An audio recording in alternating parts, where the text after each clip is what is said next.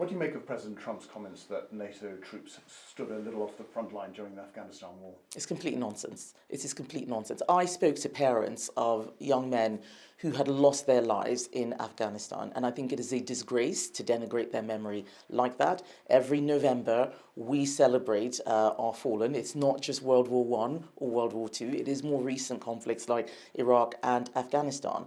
And I think that there is too much careless talk from President Trump. He clearly doesn't know the history of what happened. I'm somebody who believes in NATO. It is a force for good in the world. We need a strong NATO. We mustn't have these sorts of throwaway remarks that actually weaken the strong relationship between those countries in the alliance. Should President Trump apologise? Should the PM ask for an apology? I think the PM should ask for an apology, and the PM should ask for a retraction or a clarification of those remarks.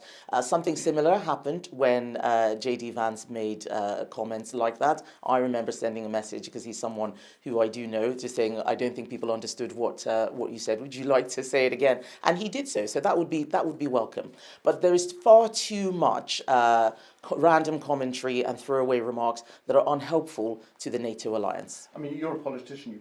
You pick your words very carefully. Aren't we just a bit blown away by him saying that? Well, the fact is, President Trump is President Trump. When he says stuff that we agree with, great. When he says stuff that we disagree with, then I think we should be robust. What I'm most concerned about is the British national interest. I'm interested in what happens in our country and to our country. And I think when we look at a lot of the decisions that have been made, the vote we had a couple of days ago on veterans, this terrible deal with the Chagos Islands, there are too many decisions that are being made as if it's a long time ago, rather than the reality of the increasingly dangerous world that we live in today.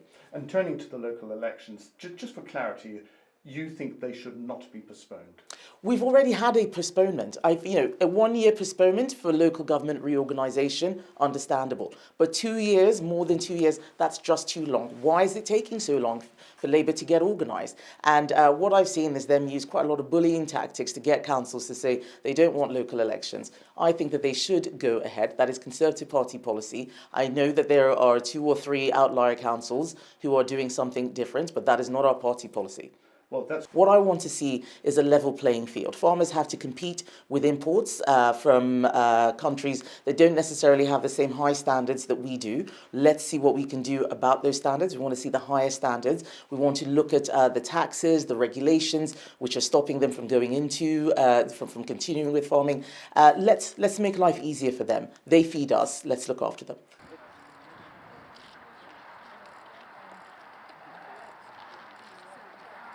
Good to see you. Kemi's James, my local chair. Hello, Kemi. Good to see you again. Nice to see you. I'm not ready for music classes, so I knew the feeling. Here. And if you could come back to the front, it might help me with some names later on. This on business. I would like to welcome our MPs. First, Kemi Badenoch. She is, of course, Leader of the Opposition. Next to my left is Dr. Neil Hudson. He's MP for 80s and local government. I'm going to read this spiel and then I'm going to hand over to you if I may. And that's really where we are with the following campaign about inheritance tax. That have been faced upon you with this family farm tax and many other things are areas that we in the shadow team and led by Kemi, the opposition that we are producing to this government to say, look, we've got the rural communities tax. Home team for Braintree in its new configuration at least, or Blackgrass, occasionally that you see in the fields. None of ours, obviously. Is this kind of one-way valve that they've created, as we've heard, as you already know, and it's just not good enough.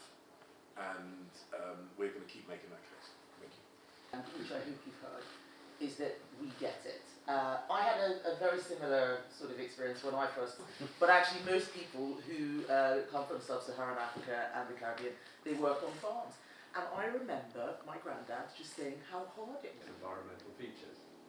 I just wondered if a future Conservative government would regard, at least to help with national security, we are losing additional money. So thank you, Simon, that's an excellent question. So the chip supply to build cars and computers suddenly created chaos in those markets.